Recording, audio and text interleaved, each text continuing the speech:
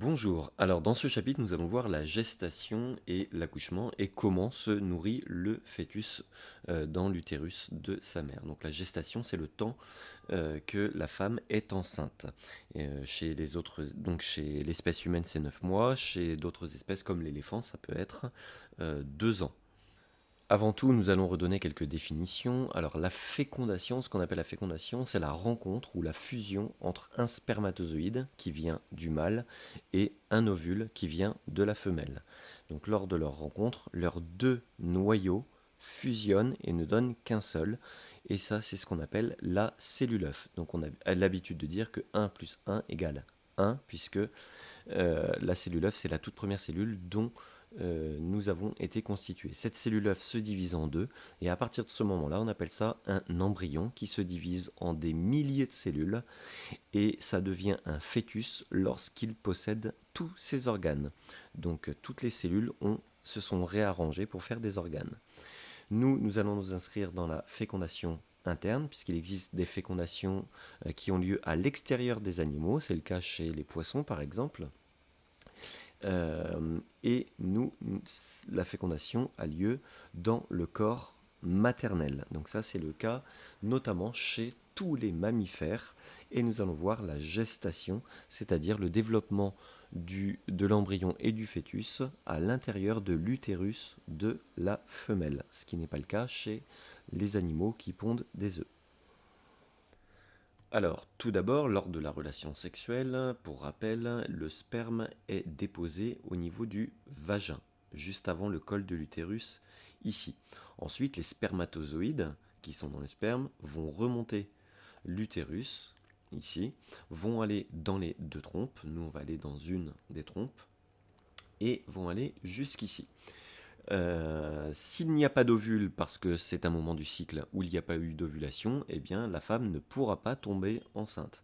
En revanche, si c'est au milieu du cycle et qu'il y a eu une ovulation, donc l'ovule est à cet endroit-là, eh bien il va y avoir fécondation, c'est-à-dire la rencontre entre le spermatozoïde et l'ovule, c'est-à-dire donc fécondation, un seul spermatozoïde va rentrer dans un ovule, ce qui va aboutir aux deux noyaux qui vont fusionner, et c'est ça la fécondation, et ça va nous donner une seule cellule, la cellule œuf. Donc la cellule œuf, c'est la toute première cellule dont nous avons été constitués. Ensuite, cette cellule œuf va se diviser en deux, donc on n'appelle plus ça une cellule œuf, on appelle ça un embryon à partir du moment où il y a deux cellules. Ces deux cellules vont se rediviser en deux et ça va nous donner un embryon à 4 cellules. Pendant ce temps, eh bien, la cellule œuf elle se trouvait ici, l'embryon a 2 cellules se trouve ici, 4 cellules, 8 cellules, 16 cellules, etc. etc. Et l'embryon remonte la trompe parce que son but c'est d'aller dans la muqueuse utérine qui, on le rappelle, est riche en sang pour pouvoir nourrir l'embryon en nutriments et en oxygène. Une fois arrivé ici, eh bien, l'embryon, qui est constitué de plusieurs milliers de cellules maintenant, va s'implanter dans la muqueuse utérine et on appelle cette étape la nidation. C'est à partir de ce moment-là qu'on dit que la femme elle est enceinte, c'est le début de la grossesse. Donc si je résume avec ce petit schéma-là, il y a la fécondation au départ, donc l'ovule ne mesure que 100 micromètres, soit un dixième de millimètre. Ensuite, donc, on a la cellule œuf. Cette cellule œuf se divise en deux et donne un embryon qui fait toujours à peu près la même taille.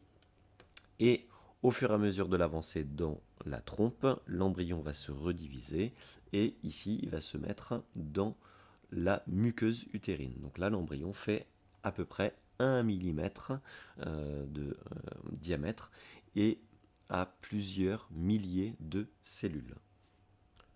Une fois qu'on est dans la muqueuse utérine, eh bien l'embryon a tellement de cellules, c'est comme le principe des Lego. Si j'ai qu'un Lego, je ne peux pas faire grand-chose, et si j'ai des milliers de Lego, je peux faire de belles constructions. Et bien là, si j'ai des milliers de cellules, je vais commencer à fabriquer ce genre de choses. Donc là, ce sera la future moelle épinière et ici le futur cerveau. Donc ça fait à peu près 1 millimètre. Ensuite, au bout de 3 semaines, je vais commencer à avoir une belle forme, ici la future tête, et ici on voit qu'il y reste encore une queue, puisque l'embryon au départ, quelle que soit l'espèce, a toujours la même forme. Pour preuve, on peut voir ici 8 espèces différentes avec la même forme au départ, et ces embryons ne donnent pas les mêmes espèces. Voilà ce que ça donne. Donc ici un poisson par exemple et ici un homme. Donc chez certaines espèces la queue va rester et chez l'humain par exemple eh bien, il possède les gènes pour que la queue se résorbe et donne place au coccyx.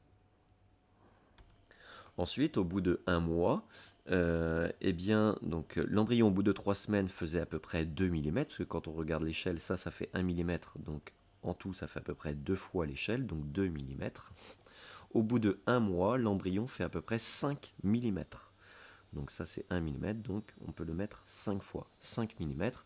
On voit déjà que la queue s'est résorbée, et ça va donner place au coccyx, qu'il commence à y avoir des membres, les bras, les jambes. Et enfin, au bout de 2 mois, tous les organes sont en place et commencent à fonctionner. Donc il y a le système digestif, le cerveau, la moelle épinière, les reins, le foie, tous les muscles sont fabriqués et l'embryon ne s'appelle du coup plus embryon puisque tous les organes sont en place. On appelle ça maintenant un fœtus. Donc un fœtus, c'est quand il y a tous les organes en miniature, puisque au bout de 2 mois, le fœtus fait à peu près 3 centimètres. Quand on regarde l'échelle ici, on peut la mettre 3 fois.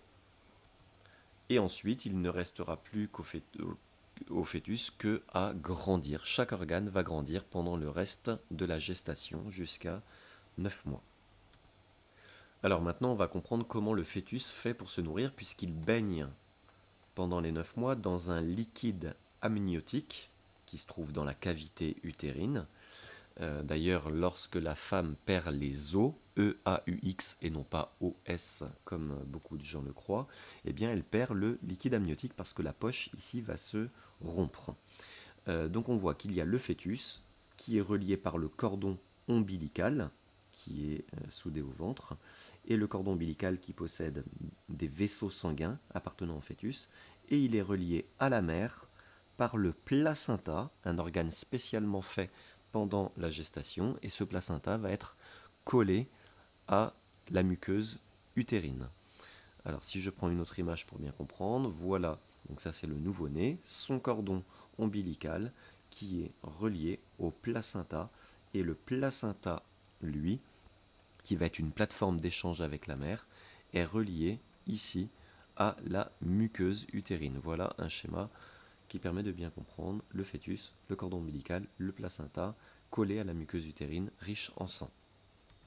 Alors comment tout cela fonctionne? Donc là j'ai mon fœtus, le cordon ombilical dont j'ai exagéré la grosseur, avec les vaisseaux sanguins du fœtus, le placenta ici et la muqueuse utérine. Donc la muqueuse utérine, il y a bien du sang maternel qui y arrive, et au niveau du placenta, on voit bien que le sang maternel et le sang du fœtus ne se mélangent jamais.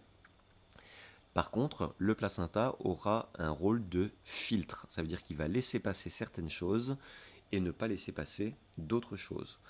On essaye de comprendre, par exemple, l'oxygène. On voit qu'il y a plus d'oxygène à l'arrivée qu'à la sortie. Il y en a 17 et là, il y en a 12. Donc la mère en a perdu 5. Au niveau du fœtus, le sang qui arrive au niveau du placenta n'a que 11 oxygène et quand il repart il en a 16, ça veut dire qu'il en a gagné 5. On peut donc en conclure que l'oxygène que la mère a inspiré grâce à ses poumons qu'elle a mis dans son sang est passé du sang de la mère au sang du fœtus. Donc en réalité, le placenta a une petite barrière, mais il filtre. Comme ce sont des molécules qui sont très petites, elles traversent les vaisseaux sanguins très facilement et elles passent dans le sang du fœtus. C'est exactement la même chose pour du coup le glucose, c'est-à-dire tous les nutriments. Donc la mère va manger des choses, va le mettre dans son sang et le glucose les nutriments vont passer comme ça dans le sang du fœtus parce que ce sont des petites molécules. Ainsi, hop, le fœtus va récupérer les nutriments, l'oxygène, et va avoir de l'énergie et va pouvoir grandir. A l'inverse, comme tout animal et tout être humain, donc, le fœtus va fabriquer du dioxyde de carbone, qui est un déchet. Il va le rejeter dans le sang, et arrivé au niveau du placenta, le dioxyde de carbone va passer dans le sang maternel, on le voit bien avec les chiffres, et la mère, du coup, rejettera le dioxyde de carbone de son fœtus. Enfin, l'intérêt du placenta, c'est que justement, comme on l'a dit tout à l'heure, c'est un filtre, il laisse passer des choses, mais il ne laisse pas passer tout. Par exemple, des virus, des bactéries qui ne sont pas des molécules, ce sont des cellules, donc beaucoup plus grosses. Eh bien, s'il y en a dans le sang, normalement, au niveau du placenta, ça ne peut pas passer dans le sang du fœtus. Donc, il est protégé des microbes que pourrait avoir sa mère dans son sang. En revanche, des petites molécules comme l'alcool, la nicotine si la mère elle fume, des drogues, n'importe quelle drogue, ce sont des petites molécules et donc ces molécules peuvent passer. Si la mère elle les a dans son sang, elles passeront dans le sang du fœtus et le fœtus récupérera ces molécules toxiques. Et notamment aussi des médicaments. C'est pour ça que sur certains médicaments, c'est indiqué qu'il ne faut pas qu'une femme enceinte les prenne.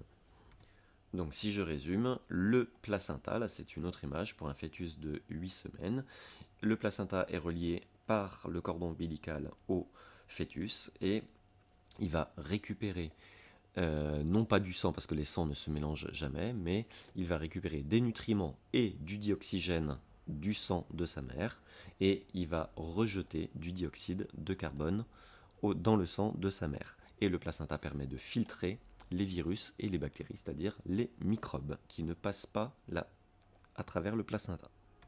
Tout cela va se dérouler pendant 9 mois, et une fois les 9 mois arrivés, si tout s'est bien passé, le fœtus a bien grandi, et les muscles de l'utérus vont se mettre à se contracter. On appelle ça donc les contractions, signe que la femme va accoucher. Il peut y avoir rupture de la poche, ici on voit la poche amniotique avec le liquide amniotique à l'intérieur, et donc la femme va perdre les os, elle va perdre le liquide amniotique qui va couler au niveau du vagin. Et lors de l'accouchement, eh bien, lors des contractions du muscle de l'utérus, cela va faire sortir le fœtus, donc le col de l'utérus doit se dilater, il doit s'ouvrir, et le fœtus va sortir par le vagin si tout se passe bien. Et si le col de l'utérus n'est pas assez ouvert, eh bien on pratiquera une césarienne, c'est-à-dire qu'on coupera au niveau du ventre et on ira récupérer le fœtus directement dans l'utérus de la maman. Donc une fois que le fœtus est sorti, on appelle ça un bébé. On va couper le cordon ombilical. Et là, il va devoir respirer par lui-même. Donc c'est là où ses poumons vont fonctionner pour la première fois de sa vie. Et c'est la raison pour laquelle le bébé va pleurer et crier un petit peu, pour vider ses poumons du liquide amniotique. Et enfin, il faudra, à peu près un quart d'heure après, récupérer le reste du cordon ombilical avec le placenta, qui ne sert plus à rien dans ce cas-là, puisque la femme n'est plus enceinte. Eh bien, il y aura des nouvelles contractions de l'utérus qui vont expulser le placenta. Voilà, je vous remercie.